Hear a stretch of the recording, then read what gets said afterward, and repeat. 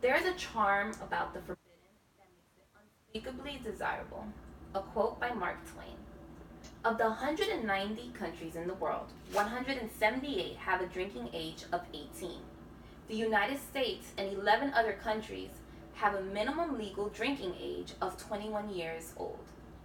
As a 22-year-old, I stand firm on believing that the minimum drinking legal age should be at 18 with the rest of the 178 countries. Having a MDLA, minimum drinking legal age, at 18 would assist in normalizing alcohol consumption as something done responsibly in moderation. This will make drinking alcohol less of a taboo for young adults entering college and the workforce, therefore ridding alcohol of having characteristics as an forbidden fruit. To all of the young, eager, consenting adults in the ages between 18 and 21, young adults should be allowed to drink in controlled environments such as restaurants, taverns, and pubs. In these situations where mature and sensible drinking behaviors would be expected, responsible alcohol consumption could be taught through role modeling and educational programs. Forbidden. This is an adjective meaning not allowed, especially by law. Can you recall your first taste of alcohol? If we are anything alike, yours probably was not at the age of 21, and you were probably not quite impressed. In fact, you wondered how can someone stomach such a fiery substance coming down your throat? Again, however, if you're anything like me, that one regretful first taste surely wasn't your last. We live in a society in which places quite a thick taboo on underage drinking. The term underage as a whole is very controversial, as you are only underage when it comes to consuming alcohol. At the age of 18, you are labeled as a consenting adult. You're able to vote, get married, get full sentence charges, purchase cigarettes, purchase lotto, and enlist in the U.S. military. What is it about the forbidden that drills such a strong appetite in us? If one may take the time to look up idioms about forbidden, they will be overwhelmed with the response. Humans have an innate desire for what does not belong to them.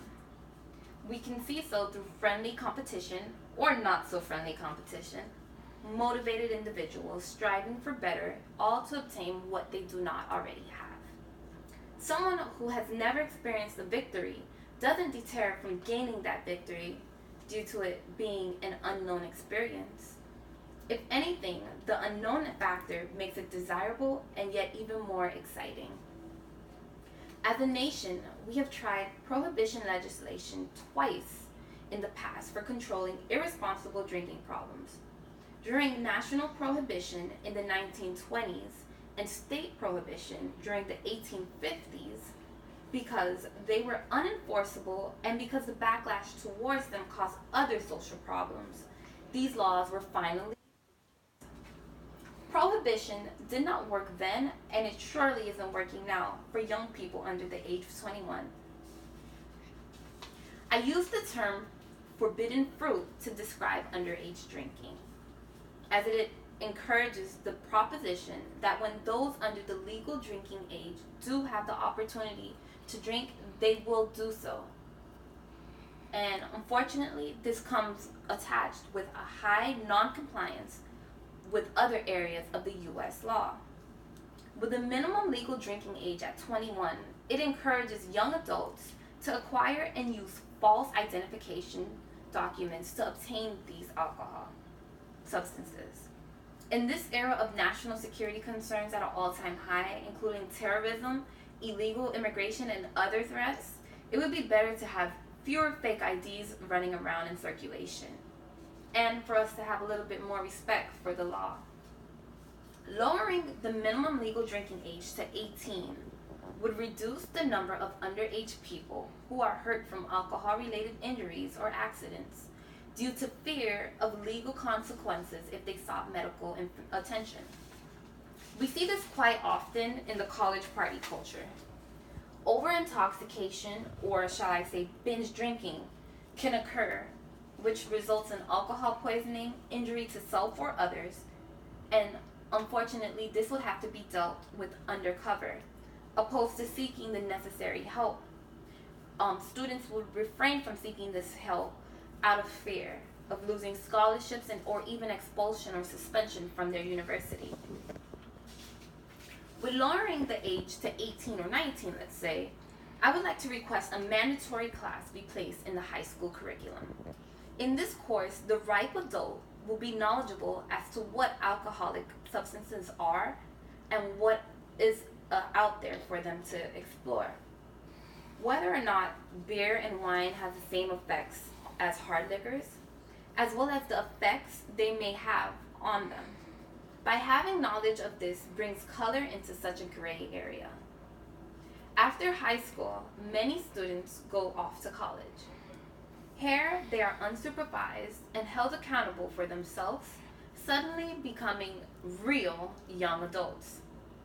Some are paying their own rent, working 2, maybe 3 jobs, all the while maintaining their academics. Telling them that they cannot have a beer at a tailgate or drink wine during dinner while catching up with a friend seems pretty harsh, which is why it is often overlooked during the college student years. I strongly believe that providing these high school students with knowledge allows them to make clear and conscious decisions on whether or not they choose to indulge in alcohol drinking or not. It will surely help erase the unknown of alcohol if one knew more about it. I also believe with having access to this information in high school, specifically your senior year in high school, it starts to mold and create a process for individuals to grow and blossom into responsible drinkers. Because let's face it, in the world that we live in, alcohol consumption is inevitable. Therefore, the question that I would like to ask everyone today, and I would like to leave everyone with, is that to think the question should not be, should I be able to drink or what age should I be able to drink, but rather, am I responsible enough to drink? I have taken the time to put together a slideshow in which will show tips on drinking responsibly. If you come over here with me,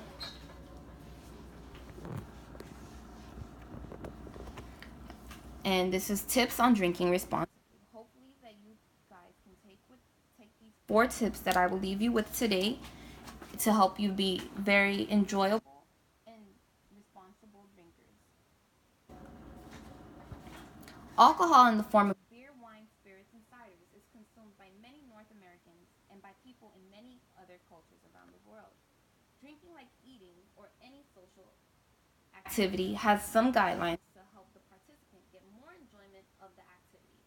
Gobbling down half a chocolate cake at a party would not be considered responsible eating or even polite in most cultures, and this goes the same for drinking.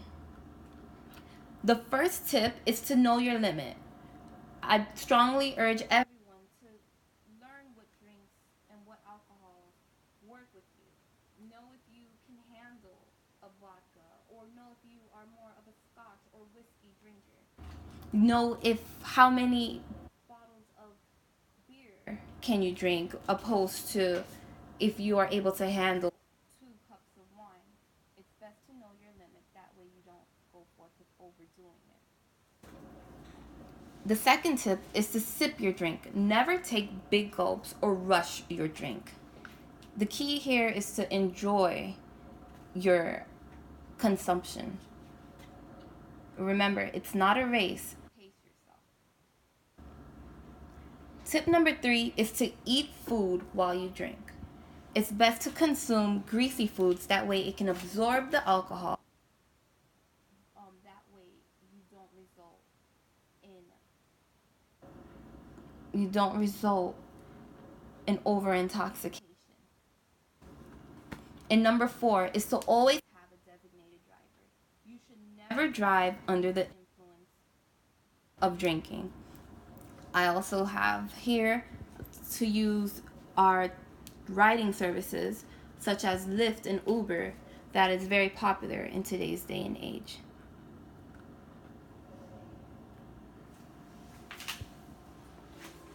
I hope you enjoyed my proposal on lowering the drinking age to the age of 18. Thank you very much. Bye-bye.